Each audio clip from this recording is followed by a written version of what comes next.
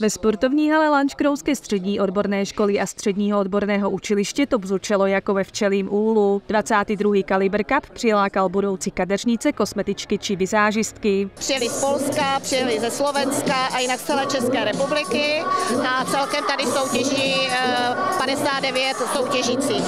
Zastoupeno bylo 23 škol. Letos se jelo na vlnách steampunku. Se objevil v 80. letech 20. století a je zaměřen na technologie a páru. Soutěžilo se v účesové tvorbě, nail artu, body artu a make-upu. V roli modelu se představili i muži. Byli jsme dopředu domluvení a neslíbila mě vůbec nic, ale doufám, že se umístíme aspoň na bedně. Soutěžící Lanškrouské školy Olesie nesklamala a díky své píli vybojovala v body artu první příčku. Jsem spokojená s výsledkem, moc teda bylo to stresující, ale zvládla jsem to. Den si užívala i Zuzana Jahodová z Pardubic. Je to super zkušenost a myslím si, že by to mohlo být možná lepší, ale jsem spokojená. Také její modelka vydržela celých 120 minut zcela nehnutě. Mně to nevadí, pomáhám tady kamarádce, abych se jí nehýbala, aby to měla co nejlepší ze všech. V nail artu stejně jako v body artu poměřila síly šestice soutěžících. Pro Nikolu Hejnovou z místní školy byl inspirací internet. Potom jsem si to jakoby nějak pospojovala v hlavě a hlavně ten podklad jsem celý překopala teď minulý týden a udělali jsme si to tak, jak jsme chtěli. Její práci ji vynesla první místo. Vedlo se i Nikole Taušové z Brna. Jsem naprosto spokojená, pracovala jsem na tom delší dobu, takže jsem ani neměla větší jako očekávání o tom, že bych jako něco pokazila. Také kadeřnice vytvořily dechberoucí umělecká díla.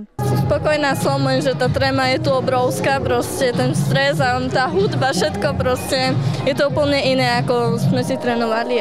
Bylo to hodně stresující, ale jinak skvělý zážitek. Bylo to náročné, já jsem na to vůbec byla připravená, ale necítila jsem se na to připraveně. Nejlepší účast vykouzlila Eliška Gavelková z Hronová. Kategorii make-up ovládla Natálie Vlčková z Havířová. Program zpestřila modní přehlídka od Lidskoustecké střední umělecko-průmyslové školy.